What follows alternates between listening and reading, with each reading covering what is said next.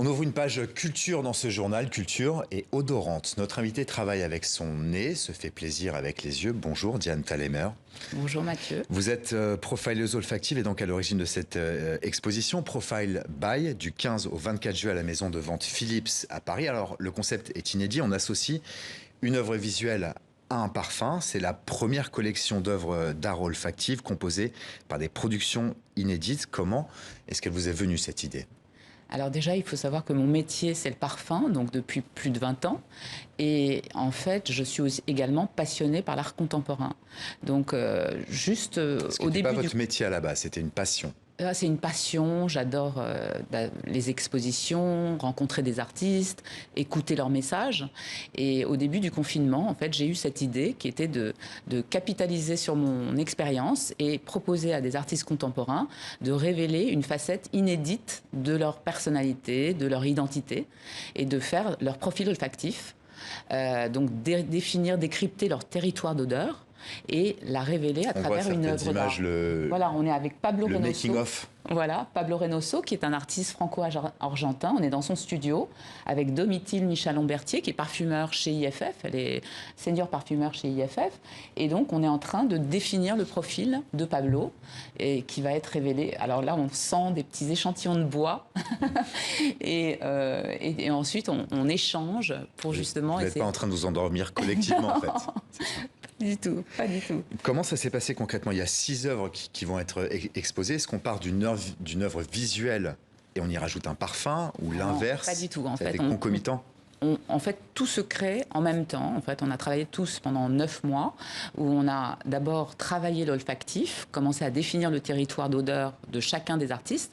Donc là, on a vu, vous voyez Adel Abdesemed, donc qui a, en fait, on a vraiment décrypté son univers. Il voulait vraiment révéler un parfum très sensuel, très féminin, une rose orientale. Et à quoi ressemble le parfum, par exemple ? Le parfum est une rose orientale. Une rose orientale. Extrêmement puissante, profonde, sensuelle. Et en fait, il a intitulé son œuvre Noli Me Tangere, qui est une phrase de la Bible pour signifier l'intouchable, c'est-à-dire cette inaccessibilité, c'est-à-dire vous ne pouvez pas toucher l'impalpable, vous ne pouvez pas toucher l'odeur. Et pourtant, elle est révélée à travers cette œuvre d'art en 4 dimensions, finalement.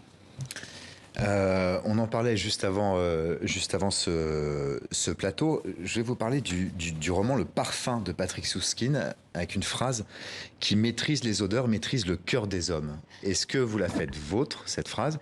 Est-ce que plus généralement, l'odorat est un sens très sous-estimé ?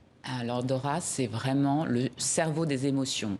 C'est-à-dire que chacun de nous a un patrimoine olfactif, conscient ou inconscient, très souvent inconscient, c'est ce que disait Proust avec les fameuses petites madeleines. Vous sentez une odeur et l'émotion ressurgit plus profonde et plus ancrée que jamais.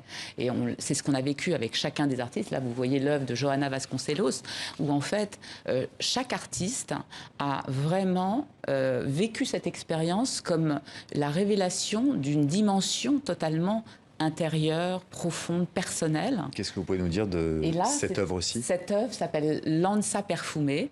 En fait, elle voulait absolument un parfum qui illustre le bien-être, qui fasse du bien à chacun. C'est une artiste extrêmement généreuse, extrêmement enveloppante, qui est très spirituelle. Et on a travaillé sur les 7 chakras.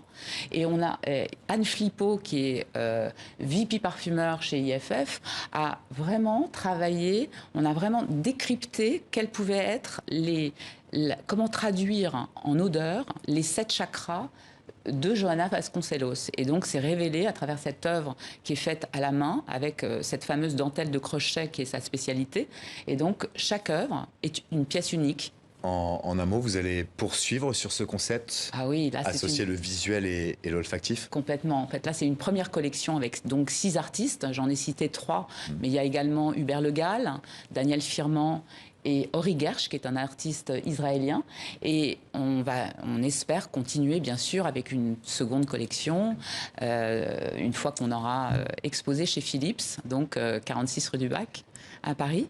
Merci Diane Thalheimer, je rappelle, vous êtes donc profileuse olfactive à l'origine de cette exposition Profile By du 15 au 24 juin à la maison de vente Philips à Paris, à découvrir pour le plaisir des yeux et du nez. Merci Merci beaucoup. à vous.